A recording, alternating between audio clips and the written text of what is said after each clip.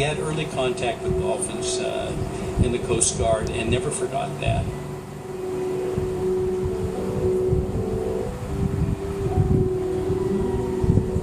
Dr. Upledger says when we go to see the dolphins, we should we should behave as though we're moving into their living room. We're moving into their world.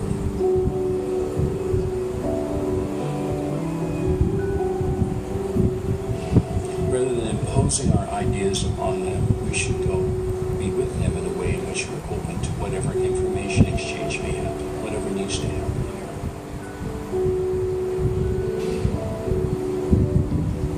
What is our intention?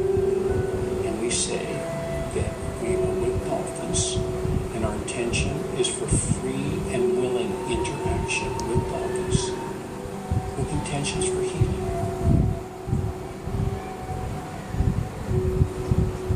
With the craniosacral approach, we first meld. We first kind of get in the situation and try to blend and try to be part of the situation without trying to change anything. And I think that dolphins, they don't see too much of that. As humans, just getting in the water and just being there, not asking them to do any tricks or not asking, but feeding them just here with you.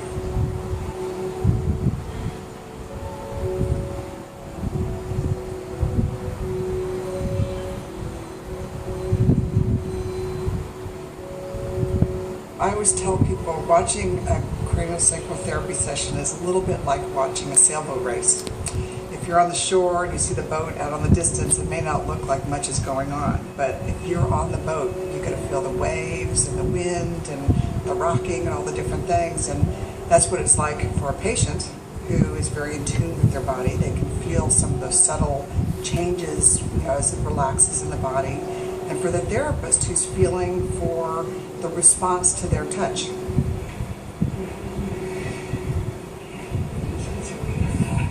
What's interesting about craniosacral therapy is it really gets down to what we sometimes call the core of the human organism.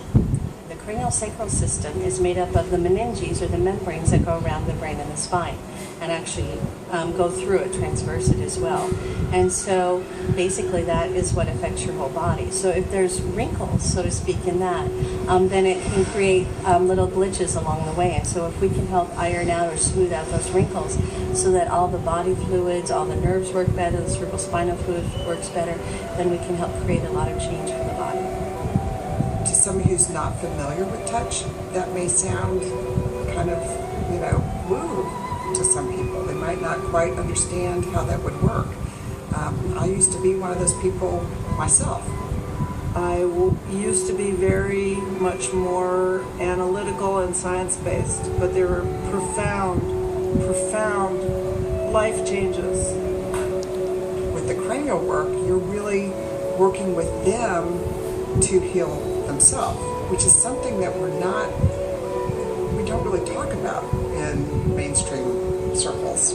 We are listening to their bodies and letting their bodies tell us what they need and honoring who they are and where they're at. The body has many forms of what we call body wisdom. Your heart has heart wisdom, you might say, or it has a certain knowing that happens. People will even say, I know with my heart. Some people will say, I have a gut reaction, I know with my gut. So we use this system as something that directs us. And Dr. Upledger once said that he finds the inner physician of a person within the craniosacral system. Dr. Upledger was of the mindset that he could see so much change happening, and he actually termed or coined the phrase craniosacral therapy. But at the time, he didn't think he needed to trademark it, and now other people are using it because it works. The first time I met Dr. John was at a craniosacral class at the Upledger Institute.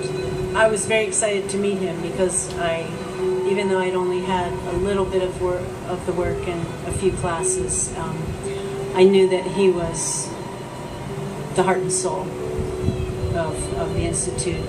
He put his hands on you, and he was so good at blending and melding that it's like his hand could feel like it was clearing your body and it was non-invasive. I think everybody remembers his hands. He had big hands, he had big fingers, but he had gentle hands. And when we teach people hand placement, we'd have to say, you have to look at your own hand size, because he had these big fingers that were genetically modified for this work. You know, we jokingly say because they were so large. Actually, when I first met him, first took courses. I took 2 4-day courses and felt like I learned more in 2 4-day courses and saw students exposed to more information in 2 4-day courses than I had been able to gain in 10 years. And his approach was, I can teach people some very simple techniques that were learned, which actually came from cranial osteopathy, where a parent can help their child, or a massage therapist can help their client, or a PT can use in their practice, or a medical doctor can use. And so he just started off teaching some really fundamental basic osteopathic techniques. And of course also that immediately mixed in all of the stuff he intuitively knew how to do himself. And so he developed craniosacral therapy. I've known about the dolphin system, and it has just been an infinite wisdom and knowing and healing that has come through. There's a connection in all of my being, and a deep appreciation of these miraculous beings called dolphins.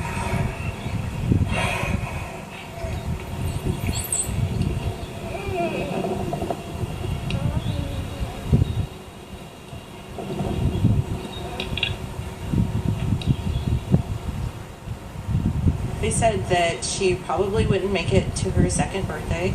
They said that it was very rare that she would be developmentally delayed, that she could end up with a trach, that she would be legally blind, that she would never walk or talk. I was told that this would be a child that I wouldn't be able to tickle and throw in the air and play with. And it was rather shocking. I didn't know what to expect. I didn't have any expectations. Again, Azaria's the guide, and if Azaria connected with her, then that was fine, and it didn't matter if I did or if I didn't. I did, and Azaria did, and I knew that that's where we needed to be. Using craniosacral therapy, what I principally worked on is using Dr. Upledger's model of tuning into Azaria and blending with her in what we call her inner wisdom or her inner physician to see where she guides me. And so it's not always about the seizure. Sometimes there's other issues that her body guides me to want to be worked on. She's had a lot of issues with her spine through the years, and so wanting to have her spine released. Some issues with her neck and her mouth, and wanting to have that released. Her left side, due to brain abnormalities, is contracted, and there's a clinical term for that I can't recall. One of the things I notice immediately when she has craniosacral is it becomes much more relaxed. It doesn't ever completely open, but you can see that she's making a connection with this side of her body.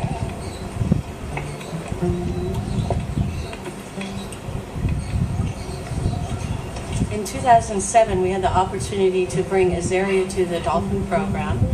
We had a scholarship that she could get through the Upledger Foundation, and she came as a patient. She was at a point of her life where she was having the most seizures that she's ever had in her life. Having hundreds a day. Upwards, to hundreds of seizures a day. We brought her here, and after her 2nd day of treatment in the water with one of the dolphins, she started having a seizure, and the dolphin came up and stopped it. I mean, it stopped. A dolphin came up and pressed herself against Azaria's spine and sent, I guess, her echo wave or whatever you call it, and that grand mal seizure just went. Phew.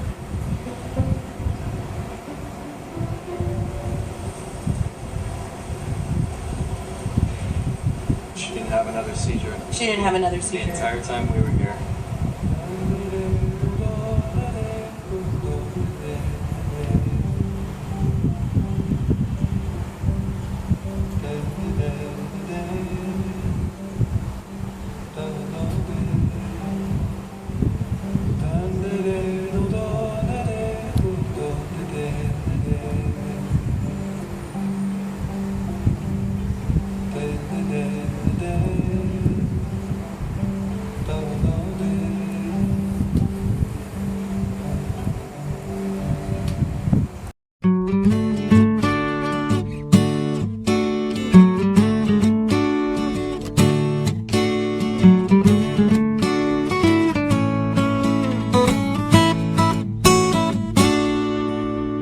萬里豔陽斜照，心興奮怎麼遮掩？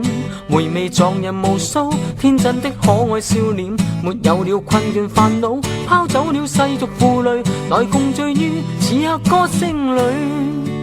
譜出溫馨美妙，多動人尋夢調，傾出光輝歲月，翻起了生命浪潮。